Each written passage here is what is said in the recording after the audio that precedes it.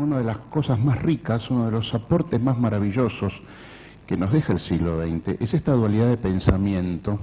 Hay un pensamiento muy racional y muy estructural que va de lo abstracto a lo concreto y que estaría detrás de, por ejemplo, Stockhausen, o sea, un pensamiento, podríamos decir, alemán. Y hay una estructuración del pensamiento inverso que va desde lo concreto hacia lo abstracto, que es el pensamiento, en definitiva, de Schaeffer, que es el pensamiento francés. Son dos aspectos diferentes para encarar el mismo fenómeno, es casi apasionante el debate que pueden hacer a partir del punto en que se defina si existe o no una confrontación entre ambas maneras de entender el fenómeno sonoro. Personalmente yo siempre he sentido que sí existe y que el análisis que hace la corriente de Pierre Schaeffer del sonido, partiendo del hecho concreto del sonido que está sonando, percibimos y analizamos y tratamos. Es un análisis que en definitiva también es racional, pero que tiene un camino inverso, una lógica absoluta y que posiblemente, o casi seguro tal vez, tenga en ese punto su mayor originalidad.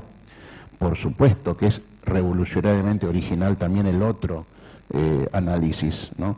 El sonido no puede estar divorciado de la estructura que le provee su evolución temporal, evidentemente, y la herencia fuerte del serialismo integral en el pensamiento racional y estructural es innegable y también es un aporte positivo, pero desde mi punto de vista lo más original, el aporte más original que hace la Escuela de la Música Concreta es el camino del razonamiento de nuestro trabajo en el sonido y tal vez esa reflexión final en la que varios hemos coincidido sobre que el lenguaje electroacústico no está totalmente construido, a pesar de que tenemos una enorme herencia, tenga que ver con esta dicotomía, estas dos formas distintas de pensar el fenómeno.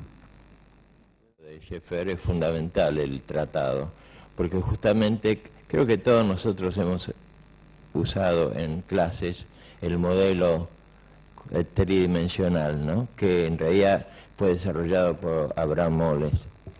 Pero ese modelo, en realidad, yo digo que esos dos campos, justamente me estaba acordando de un trabajo de Emerson que presentó en Bourges sobre la preconstrucción y el proceso. Es decir, hay dos modos de pensar, ¿no?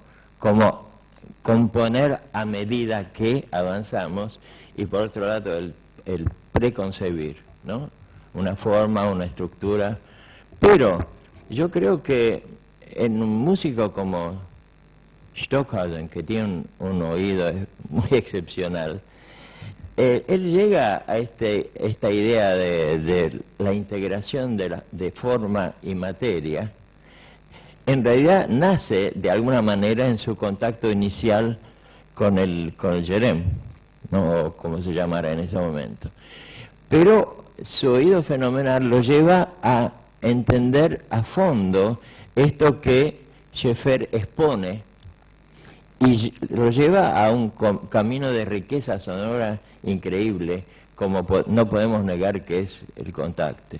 Por otro lado, la idea de aprehender la materia en sus dimensiones, ya que por la mera amplificación nos encontramos con un objeto tridimensional potentísimo, al punto de que de pronto nos damos cuenta de que hay microestructuras que son las cualidades de superficie de un sonido y de pronto esa cualidad a la vez se convierte en formal, ¿no?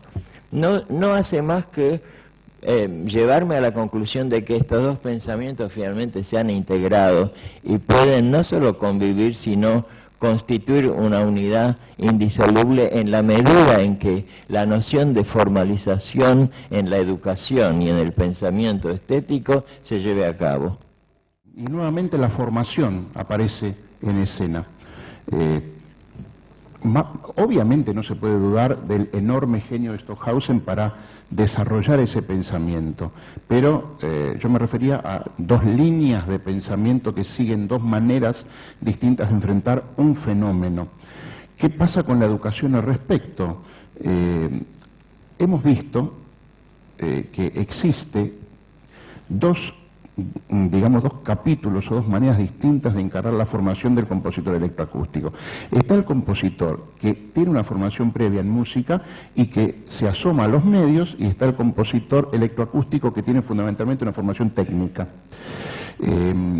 Y tanto el pensamiento schefferiano como el pensamiento de Stockhausen no tienen nada que ver con ese problema, que es un problema que se presenta en ambos campos, porque se ve tanto en la escuela francesa, digamos, como en la escuela alemana, se ve en Estados Unidos, se ve en todos lados.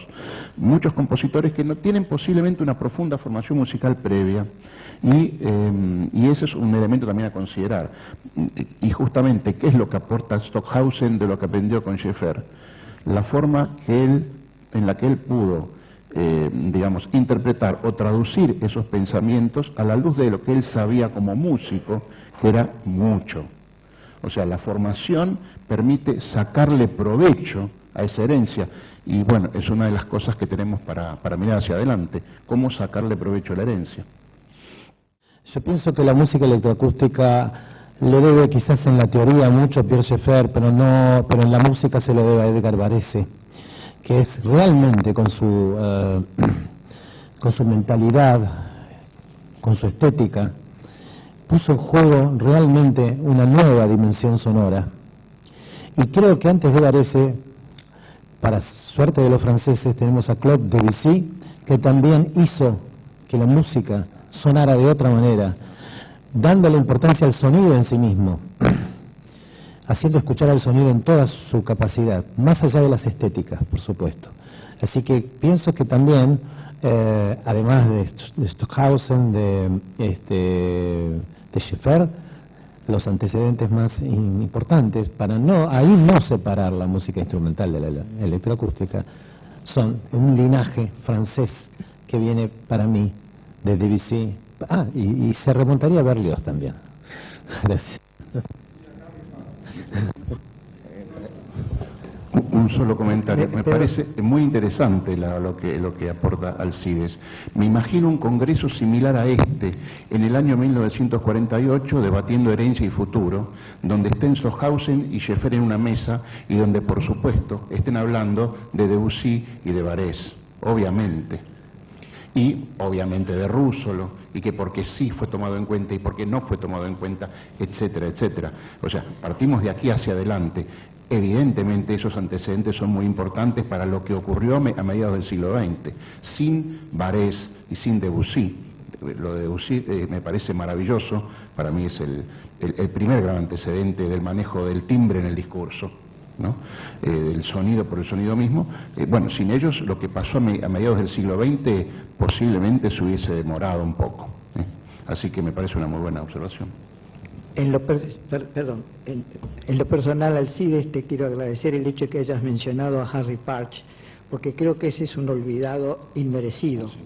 Es decir, creo que Harry Partch aporta desde un lugar de América una estética muy importante que no se agota solo en las características sonoras y expresivas de su música, sino que, como vos lo sabes muy bien, ha sido inventor inclusive de generadores sonoros.